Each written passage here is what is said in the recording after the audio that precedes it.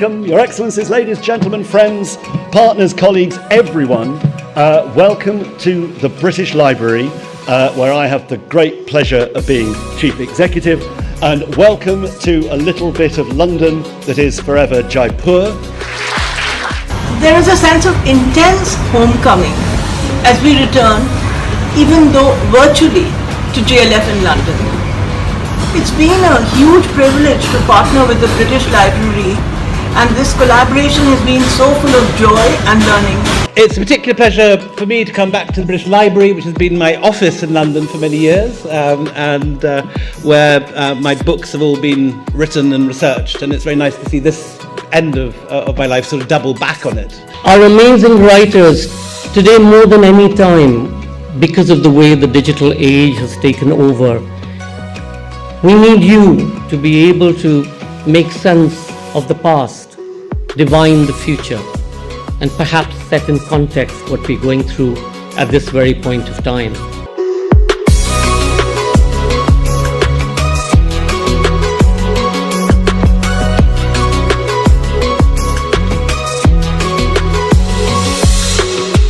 This is the first time I've been to it in London. I've been to the one in Rajasthan before, and it's fantastic. It's got a different vibe here, but it's equally wonderful here.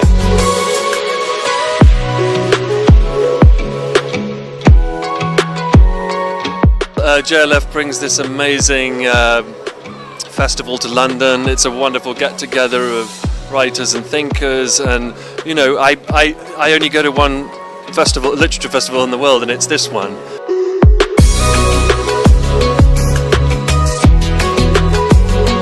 The people who've been here, both bookshop customers, the authors and the organisers, have been an absolute delight to work with. I can honestly say as well that this is the best dressed, most elegantly dressed crowd at any literary festival I've ever seen anywhere.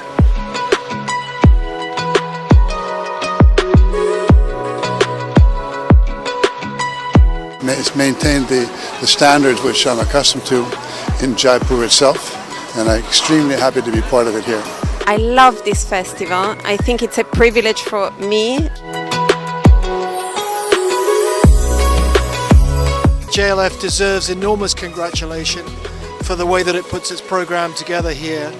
I think that all of the events are superbly chaired. I think that the setting here in the British Library is just a fantastic environment.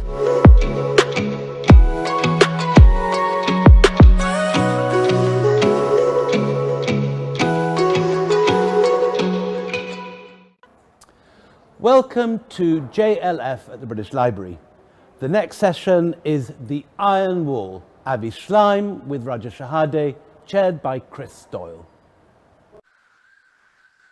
Good morning and welcome to the second day of the JLF London at the British Library.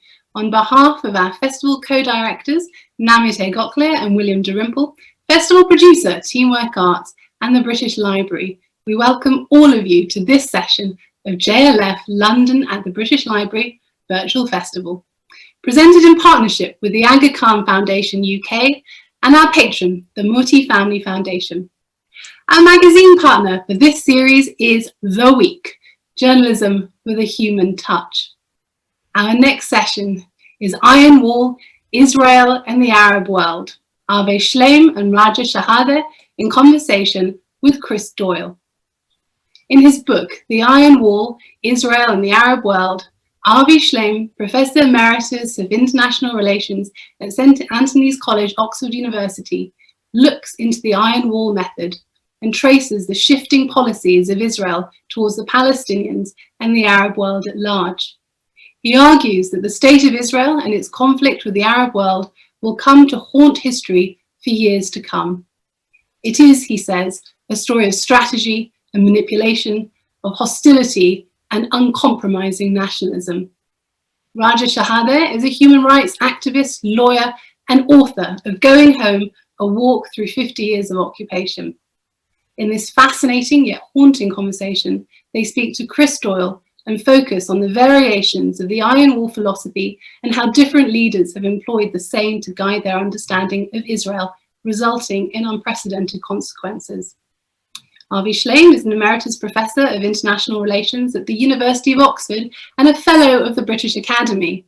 His books include War and Peace in the Middle East, A Concise History, The Iron Wall, Israel and the Arab World, and Israel and Palestine, Reappraisals, Revisions, Refutations. Raja Shehadeh is a lawyer and writer and the founder of the pioneering Palestinian human rights organization Al-Haq.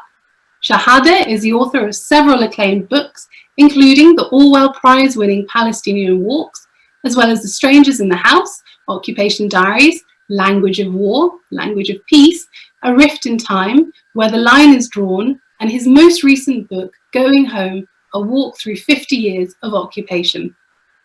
Chris Doyle is director of the London-based Council for Arab-British Understanding. He's a regular commentator on the region in international media. Our sessions are available to view on london.jlflitfest.org, and all of our sessions will be available to view on our Facebook page, JLF Litfest, and on our YouTube channel, Jaipur Litfest JLF. Do follow our handles, JLF Litfest, on Facebook, Twitter, and Instagram to get notified on the upcoming sessions. In case any of you drop off due to bandwidth issues, you can log back on london.jlflitfest.org or find us on our Facebook and YouTube channels. Please do get involved and comment and ask questions by typing in the comment section. We encourage you to help keep JLF London at the British Library a free festival by donating generously. It really will help us enormously in these difficult times. The link is provided. And please do support the British Library for all the work that they do by donating. Ladies and gentlemen, Iron Wall, Israel and the Arab World. Avi Shlaim and Raja Shehadeh in conversation with Chris Doyle. Over to you, Chris. Thank you very much, Anna, and welcome everybody. The timing of our session today, combined with the caliber of our two guest speakers, should make for a really fascinating discussion. As you know, yesterday, President Donald Trump announced that Bahrain would be joining the United Arab Emirates as the latest Arab state to normalize ties with Israel. Of course, this follows the earlier agreements going back to the Egypt-Israel peace treaty and the Jordanian one. And we will see the Bahraini Crown Prince going off to Washington to join the signing ceremony on Tuesday with the Emirati foreign minister and Trump himself. And we've heard a lot of very highfalutin language. Donald Trump saying the sand was loaded up with blood. And now you're going to see that a lot of that sand is going to be loaded up with peace. Even great warriors get tired of fighting, and they're tired of fighting. So, is this some great redrawing of the Middle East, peace in our time, or is this less about peace than the political interests of the leading actors involved? Trump and Netanyahu both electioneering, the UAE coveting sophisticated weapons deals like the F-35. And is it the betrayal of the cause of peace and Palestinians, the end of historic Arab position of land for peace and the support for a two-state solution? Will others join? Will Saudi Arabia? And does this mean that annexation of occupied territory, which has been on the table all year, is off the cards or just suspended for a very short period of time? And is the Trump deal of the century actually going to be implemented? Has it been resurrected now through the efforts of the likes of Jared Kushner? Well, I cannot think of two people I would like to hear more from on this, with Avi Shlaim and Raja Shehadeh. I have their books. I'd highly recommend Avi's book on the Iron Wall on this topic, and also a book that I thoroughly enjoyed, Raja's book on Palestinian walks, that shows so much of his love of the land and the people of Palestine. So if I could perhaps start off with you, Avi, that we have seen here this agreement, that, you know, if you listen to Prime Minister Netanyahu, he will say that this is a result of peace through strength, the very thesis on which you have written about, the Iron Wall, and this is the only way to deal with the Palestinians, that you shouldn't negotiate through weakness and they will come around to you. Could you perhaps give us a little bit of a background to the Iron Wall strategy and what this means? Yes, certainly. It's a pleasure to be on this panel with you, Chris, and with Raja, of whom I'm a great admirer, and I've read all his books with great pleasure. So the background to the Iron Wall is an article by Ze'ev Jabotinsky, the spiritual father of the Israeli right. In 1923, he published an article called The Iron Wall, We and the Arabs.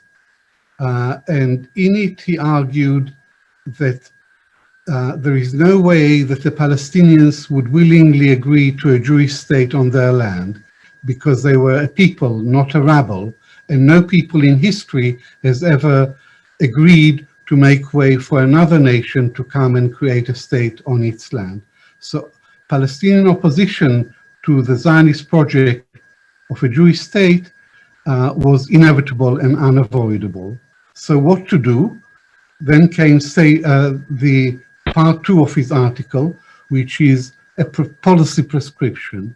He said that the only way to realize the Zionist project of a Jewish state in Palestine was unilaterally and by military force.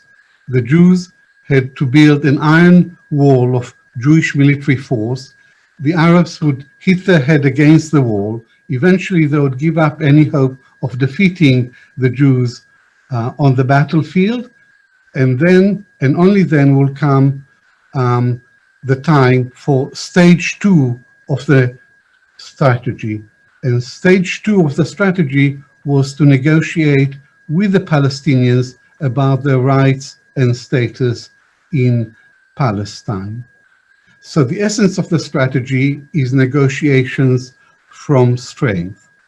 And there is only one prime minister in Israel's history who has moved to stage 2, and that was Yitzhak Rabin when he signed the Oslo Accord with the Palestinians in 1993.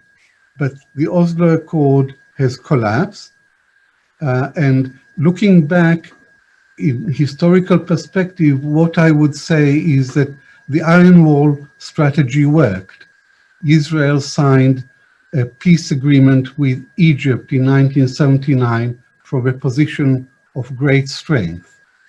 And Israel signed a peace agreement with Jordan in 1994, and again from a position of strength. So the essence of the strategy is land for peace. And in both of these cases, Israel traded land for peace. But in the case of the Palestinians, Israel is much more interested in land than it is in peace with the Palestinians. And that is the problem. And you kindly showed my book, The Iron Wall, Israel and the Arab World. It's 900 pages long, but I can summarize it for our listeners in one sentence, which is that since its birth, Israel has been too willing to resort to force in dealing with the Arabs. But it has been remarkably reluctant to engage in genuine negotiations with the Palestinians about a settlement. And this brings me to today, when Bahrain is the second Gulf state to announce that it is going to make a peace agreement with Israel. This doesn't represent genuine peace, but it represents a betrayal of the Palestinians, because there is an Arab consensus about making peace with Israel. It is embodied in the Arab Peace Initiative of 2002, whereby all 22 members of the Arab League offered Israel peace and normalization in return for an end of occupation and the emergence of an independent Palestinian state on the West Bank and Gaza, with a capital city in Jerusalem. These two last Gulf states are prepared to make peace with Israel without Israel having to pay any price, without Israel having to withdraw, without Israel agreeing to a Palestinian state. So these two peace agreements represent not a breakthrough in the century-old Arab-Israeli conflict, but a betrayal of the Palestinians. Do you think other Gulf states may join Bahrain and the Emirates in a deal? The key Gulf state is Saudi Arabia. And Saudi Arabia, like the other Gulf states, has had covert cooperation with Israel for a long time, because the new enemy is Iran, and the new alignment of forces in the region is the Trump administration, Netanyahu's government, and the Sunni states, Saudi Arabia and the other Gulf states and Egypt, all lined up against Iran. And in this process, the Palestinians have been sidelined. So the Gulf states who are thinking of making peace with Israel are no longer insisting on a two-state solution. They are no longer insisting on land for peace. And I believe that Saudi Arabia must have given the go-ahead to the United Arab Emirates to strike this deal. But then they got cold feet, because the Saudi Crown Prince, Mohammed bin Salman, had arranged to meet with Netanyahu in Washington and shake hands in front of the cameras. That was the plan. Now he has pulled back from that plan. He's not going to go to Washington. He's not going to shake hands with Netanyahu. So I think that the Gulf rulers were surprised by the strength of the opposition to the Emirati deal with Israel. Bahrain welcomed the deal and is now going to go ahead, but we don't know what the Saudi next move is going to be. Before I turn to Raja, which I will in a moment, what does this mean for Netanyahu? Because he certainly comes from a revisionist Zionist background himself, so he obviously is a believer in the Iron Wall strategy. And historically, in many ways, this is an extraordinary achievement for him, going alongside getting the American embassy in Jerusalem, the American position on settlements that now no longer sees them as illegal and so forth. You would think that he would be in a wonderful place, but of course he is in great domestic turmoil.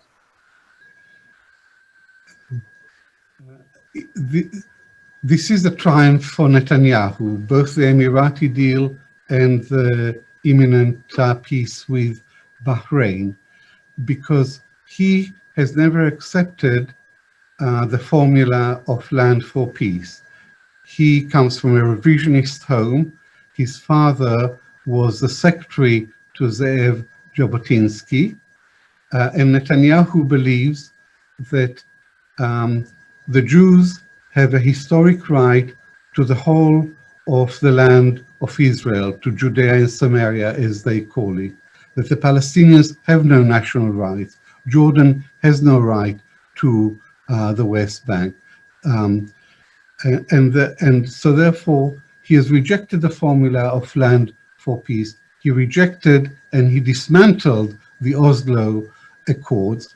His strategy has been to cooperate with the Arab states and to make peace with bilateral peace agreements with Arab states, to isolate and weaken the Palestinians, and in the end force the Palestinians to make peace on Israel's terms.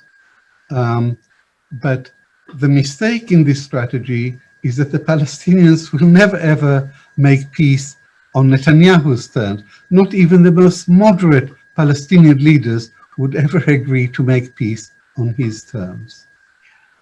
Well, I think that's a wonderful moment to bring Raja Shehadeh into this conversation, because as one of the parts of this Iron Wall strategy, Raja, is of course the creeping annexation. Now, in the Emirati deal, annexation was meant to be suspended. To remind our viewers, for some time now, the Netanyahu government has announced publicly that it wishes to formally annex other areas of the West Bank, having annexed Jerusalem, East Jerusalem before.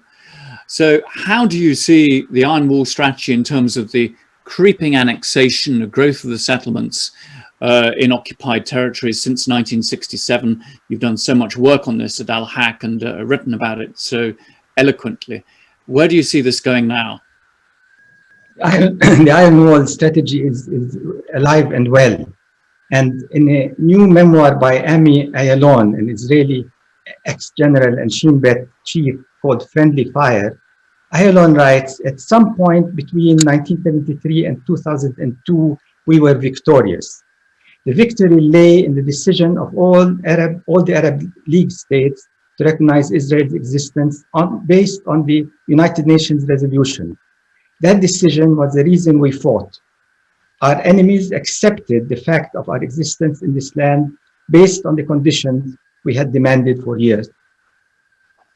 I'm quoting this not because I agree with Ayalon, but only to show that in the minds of Israeli leaders, Jabotinsky's Iron Wall strategy lives on.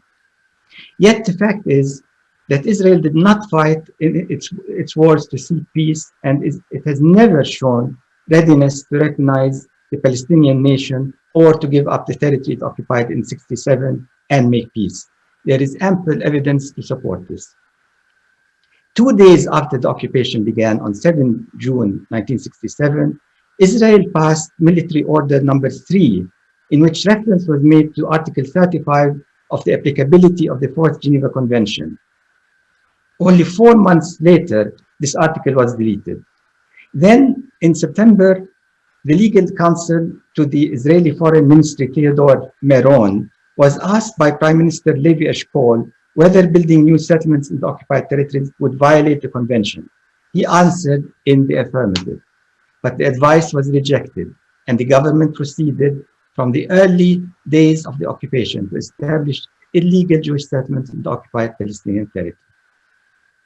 From the very beginning of the occupation, the laws in the West Bank were amended to enable the takeover of Palestinian land.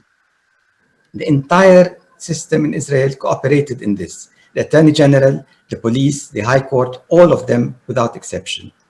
I spent most of my working life investigating, discovering, writing about, and resisting what was happening and warning of the implications of building illegal settlements to no avail.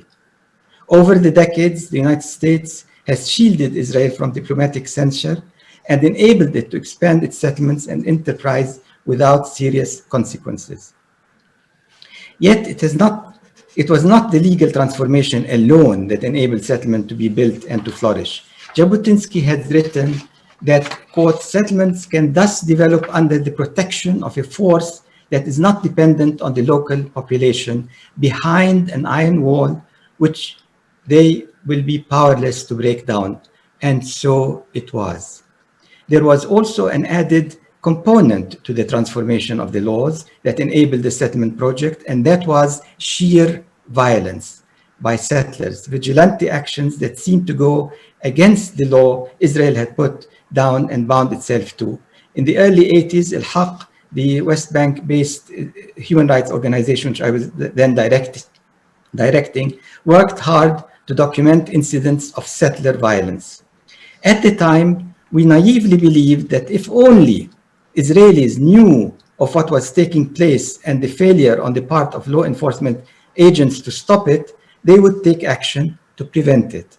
We were unaware that it was part of the Israeli struggle for the land. The agents of the orderly states do what they can do, and the utter unruly settlers do their intimidation to complete the task and achieve the desired goal. It's all part of the same scheme. Now, settler violence in the West Bank has become a daily occurrence. It is all out in the open, and the government and the courts are on the same page in supporting the settlers and working to achieve the goal of Greater Israel. The Knesset has passed the regularization law, which legalizes settlements built on privately owned Palestinian lands via de facto expropriation. While Jewish settler violence against the Palestinian rages, preventing Palestinians from working their land or using it as their own, with no real attempt by the Israeli military or police to prevent this, Israel calls Palestinian resistance occupation terrorism. Not only that, now the attacks by Israel's army on the passive resistance to the occupation by Palestinians is defined as combat operations.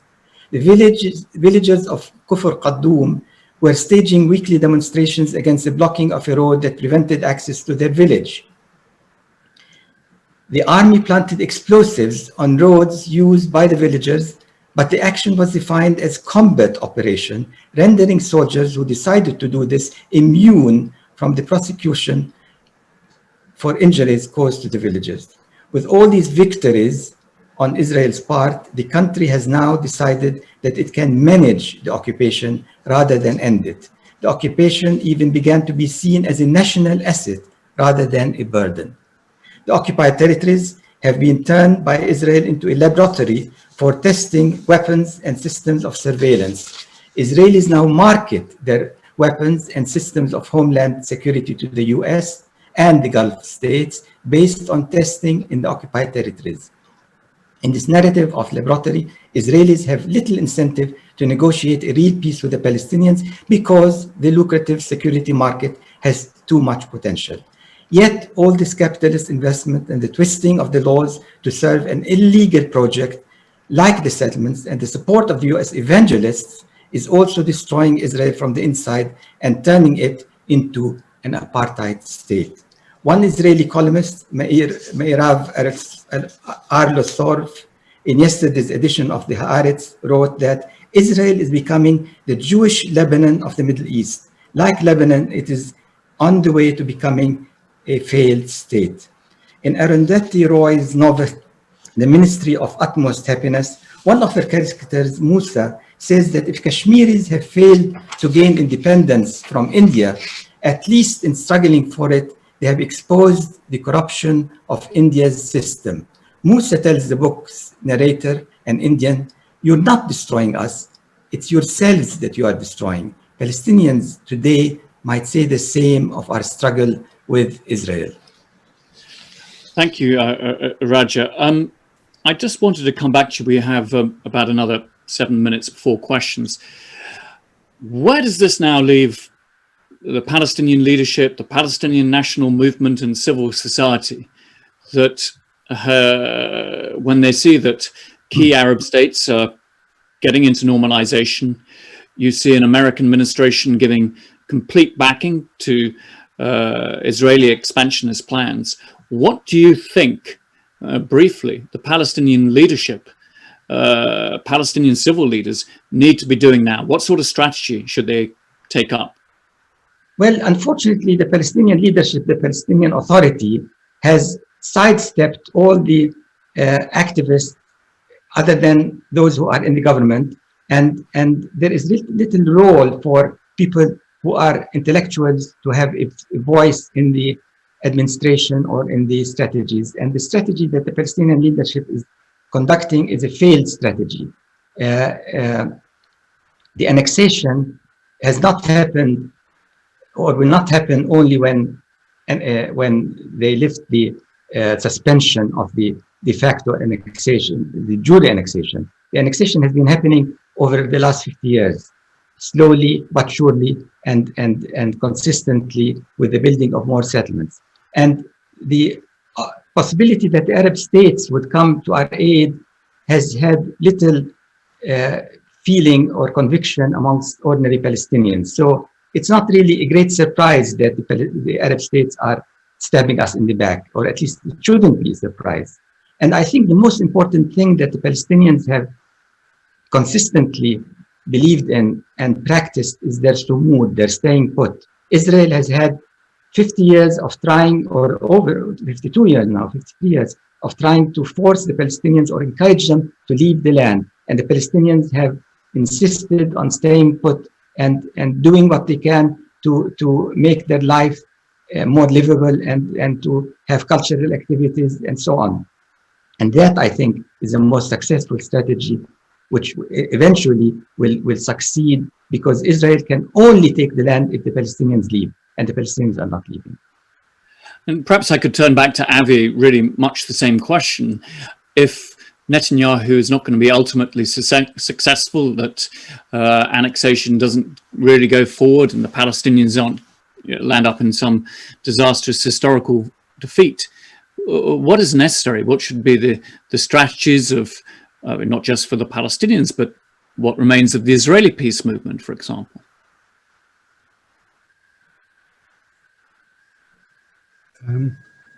Netanyahu is facing 3 very serious charges of corruption. So his main concern at the moment is political survival, to avoid going to jail. And Donald Trump is facing an election, and he needs these peace agreements in order to Christian evangelists, supporters of Israel, that he's done this for Israel. So we have 2 actors who are concerned very much with their own personal and political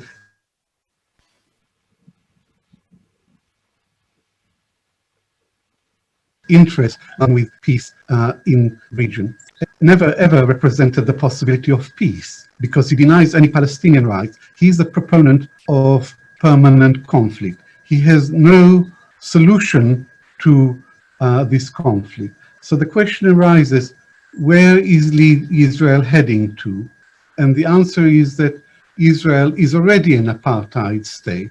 There was some debate, and there is still some debate by Israel's supporters as to whether Israel is an apartheid state or not.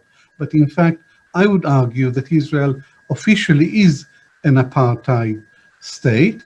The July 2018 nation-state law says that the Jews have a unique right to self-determination, a unique right, which means that the Palestinians have no right, and Palestinian Israelis have no right to self-determination. So Israel doesn't offer a peaceful solution to this conflict, and it has become an apartheid state. And the only... Do you think there's any way of galvanizing something of a peace camp within Israel that in all of this? After the collapse of the Camp David summit in 2000, Labour Prime Minister Ehud Barak came back and blamed Arafat when he himself was to blame. And he said there is no Palestinian partner for peace. And in doing so, Ehud Barak destroyed the Labour Party, which barely survives. There is no Labour Party as a real opposition to Netanyahu. And he also destroyed the peace camp, because if there is no Palestinian partner for peace, Israelis vote for a strongman like Ariel Sharon and like Benjamin Netanyahu. So I'm quite pessimistic about the impulse towards change, towards a peaceful settlement with the Palestinians coming from inside Israel. I think it has to come from the outside. We shall work on that. Raja, very quickly, I wouldn't want to miss the opportunity to ask you, the situation regarding human rights and international law, as a lawyer, as somebody been involved in, I mean, generally, globally, it's a very depressing scene. I mean, how do you see that we can actually make sure that these will matter in this conflict and not be ignored as they continually appear to be? I think the most hopeful possibility is with the International Criminal Court, and work is being done also effectively by Al-Haq in collecting evidence for the court, and work has been done over many years now on this case. Of course, the United States is adamantly stopping and trying to sanction, and has sanctioned the people, the prosecutor and the members of the court, and doing everything it can to stop the court from proceeding with its work. But I think if they succeed, then this would be the greatest deterrence for Israel, because You see, the problem is that the human rights has had a shaking all over the world, not only in Palestine. And the things that used to be shocking when we reported on them, which Israel was doing, have now become commonplace. So torture and killings of people from the drones and so on, and are now practiced by the United States and other countries without any objection. So I think that it's still important, the work of the civil society in putting pressure on their governments, eventually to sanction Israel, because that's the only possibility. And that is building up, because there is a change in ordinary people's perception of Israel and the conflict. And so hopefully it will build up to the point when it will begin to have an impact on governments, because so far Western governments who have some power to influence things in Israel have had no role in doing that at all. They just condemn and speak about the two-state solution and the peace process without meaning it, without having any effect, and they know it.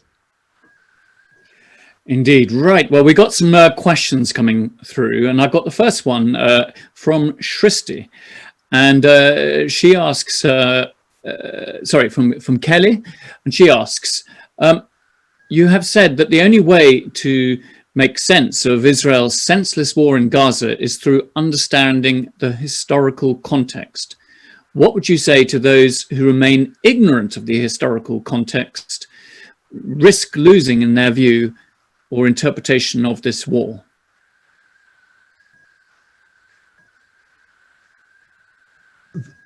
The war in Gaza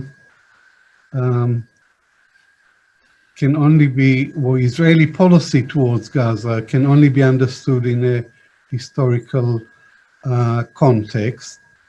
And I don't have time now to explain the background. So I would just start with the unilateral Israeli withdrawal from Gaza in 2005. And that was, as its name suggests, a unilateral withdrawal. So it wasn't an Israeli contribution towards an overall peace.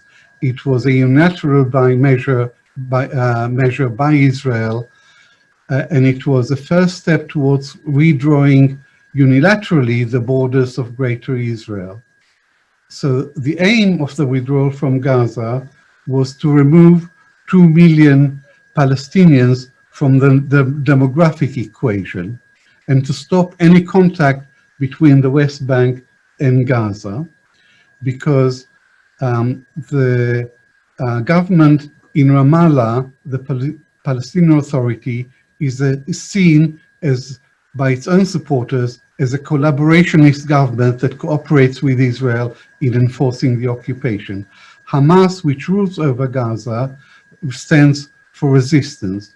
So the point of the withdrawal from Gaza was to isolate Gaza, to impose a blockade, and to prevent any effective national Palestinian resistance to the occupation. So what Israel achieved was, by withdrawing from Gaza, is to turn Gaza into an open-air prison.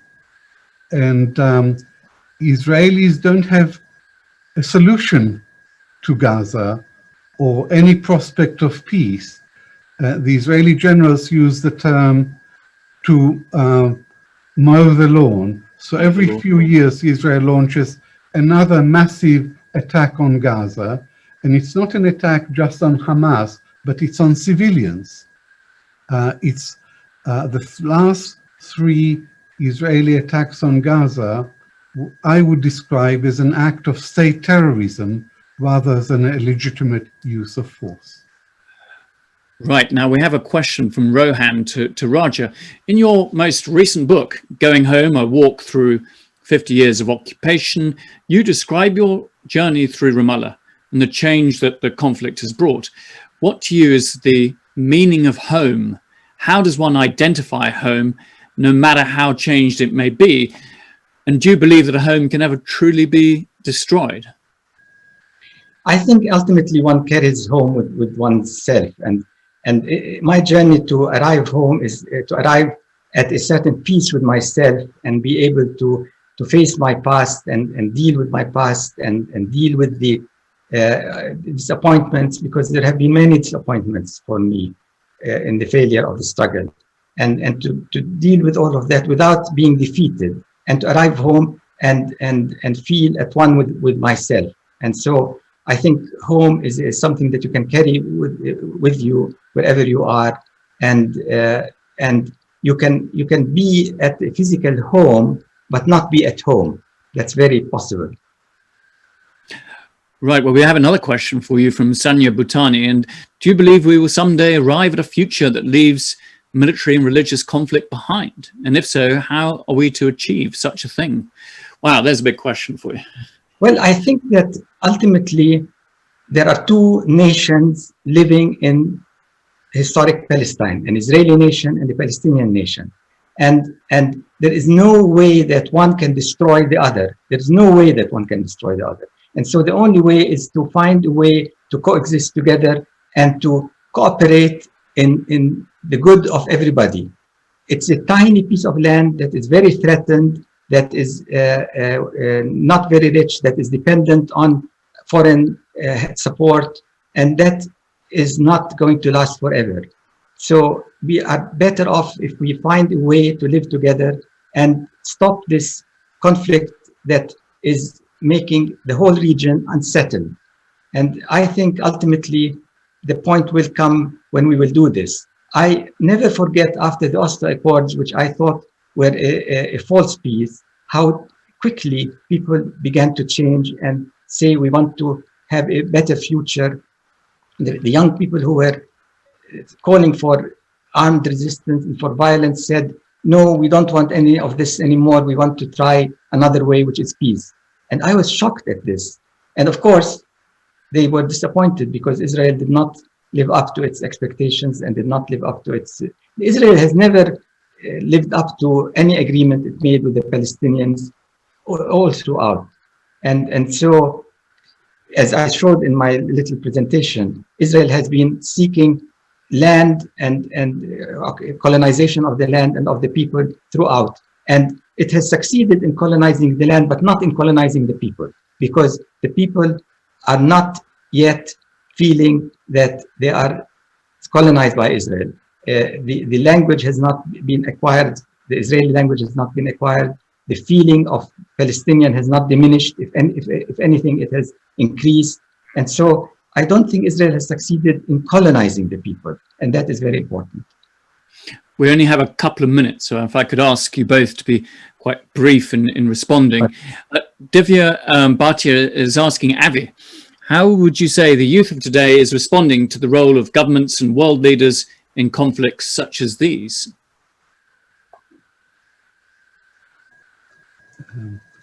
Another very big question, and I think that governments are pretty hopeless.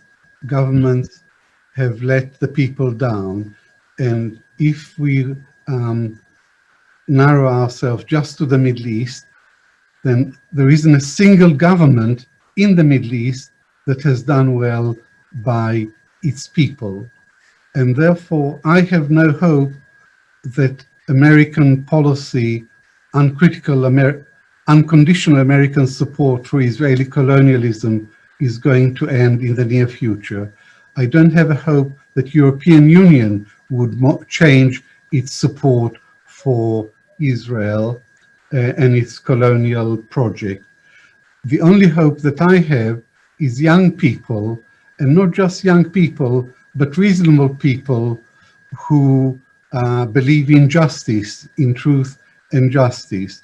And in particular, it's young people who are supporting BDS, boycott, divestment and sanctions, which is a grassroots global movement to end the Israeli occupation, which is gaining support and gaining traction. So the hope is young people and civil society and movements such as BDS. And Raja, another big question for you, and it's going to have to be, I think, the final one. Can war ever be justified? I haven't looked into the question actually, and I hate wars, but I think if war is truly defensive, it can be justified. But I don't think any of Israel's wars have been justified, and none of them have been really defensive. So I don't think war never brings good results. It brings destruction. So justified in its end result, I don't think it's possible to agree to that. And so I don't think war can be justified ultimately, no. And certainly in the case of Palestine-Israel, war is not going to be the answer. Yes, I suspect that's probably the case for most of the conflicts that are going on in the Middle East, whether it's Syria, Yemen, Libya, etc.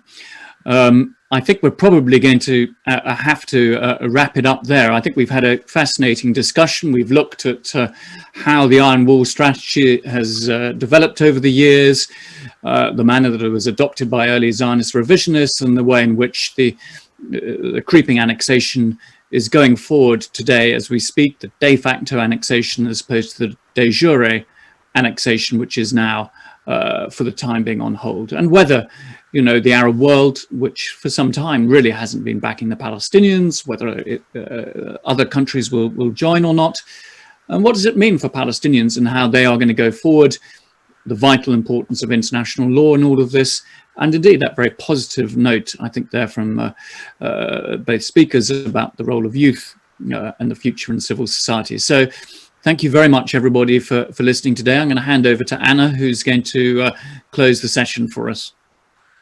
Thank you, Avi. Thank you, Raja. Thank you, Chris, for that thought-provoking session. I think we had some very big questions at the end, and we would have happily listened for much longer. So plenty for us to think about, and we really appreciate your time. Thank you all at home for watching and being such a wonderful audience. We thank our partners, the Aga Khan Foundation UK, and our patron, the Moti Family Foundation, for their support. We hope that you'll stay with us for all of our sessions today, and will join us tomorrow to watch more of our fabulous programme at the JLF London at the British Library. Our next session that will begin shortly is I Saw Myself, Journeys with Shah Abdul Latif, Shabnam Vermani in conversation with Rita Kothari. Don't go anywhere.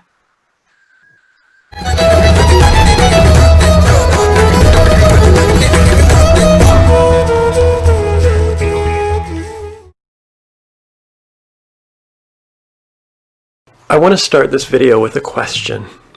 Is poetry important? I assume you wouldn't be watching if you didn't think it was. On the other hand, you might have occasionally had that nagging feeling, thinking about all the time and energy people have put into writing and reading poems for thousands of years. More than that, on a planet full of daily disasters that are both impossibly big and deeply personal, you might wonder, what can poetry do? When these questions arise, someone will often quote the poet W.H. Auden. Poetry makes nothing happen. This becomes a provocation, especially for those of us who feel quite strongly that poetry does make things happen, though we can't always say what. Another poet we might call on is Adrienne Rich, who questioned this expectation that poetry should have direct consequences. Rich says, "To look in a poem for immediate political function is as mistaken as to try to declare immediately what a particular protest demonstration or a picket line has accomplished." Taking this idea literally, Rich's quote makes me think of a particular day in February 2017. In the afternoon, I took this photo at a protest against Brexit outside Parliament. That evening, more than 50 poets gathered in a big shed in South London to read poems in solidarity. Did either of those activities make anything happen? Adrienne Rich shows how complicated this question is. Rather than look for immediate, measurable consequences, she reminds us that the reading or hearing of a poem can transform consciousness. This actually sounds like a pretty major result. The idea that encountering a poem might transform someone's consciousness or a collective consciousness, the way that others think and experience the world. But it's not the sort of thing you can measure in sales figures. The specific context here, a poetry reading which was in support of migrants, refugees, and others affected by the UK's immigration policy, also connects with the poet Audre Lorde's insistence that poetry is not a luxury. For women, writers of color, and others whose mere presence is perceived as a threat to certain ways of seeing the world, poetry's ability to transform consciousness makes it a matter of survival. At the most basic level of language and experience, Lorde says, poetry is the way we help give name to the nameless so it can be thought. Poetry creates new possibilities, she says, laying, quote, the foundation for a future of change. And again, this might be hard to measure, but it's quite a big thing to make happen. After that reading in London, the Hungarian poet Agnes Lahosky and I published an anthology of poetry written by and in support of migrant writers. For 18 months or so, we gathered with other migrant poets in venues across the UK and Ireland to read to whoever would listen. When we sold out the first print run, we were able to put all proceeds into a reasonable donation to a charity that helps refugees. But I'm still not sure we can say for certain what poetry made happen in this case. Coming back to where I started, however, it's worth remembering that the overused Auden quote comes from a poem. It's not him saying it directly. And in that poem, which he wrote for William Butler Yeats, it's worth remembering that the line continues. Poetry makes nothing happen, he says. It survives. It survives, he says again in the same stanza. A way of happening, a mouth. And in this way, the poem repudiates its own claim that nothing will happen. The poem itself survives, which in turn becomes a way of happening. These are obviously big, abstract ideas, but I think they can change the way we read or write poetry in practical terms too. When reading or writing, we can consider ways in which a poem is working to name the nameless. We can consider the new ways of thinking opened by its form or by its language. More than anything, we can allow the poem to transform our own consciousness. We can see where it reaches out, where it asks for our empathy. Learning from a phrase by the poet Roger Robinson, we can see how this makes poems into empathy machines. And we can use these machines, and we can learn from the many great nothings that they make happen.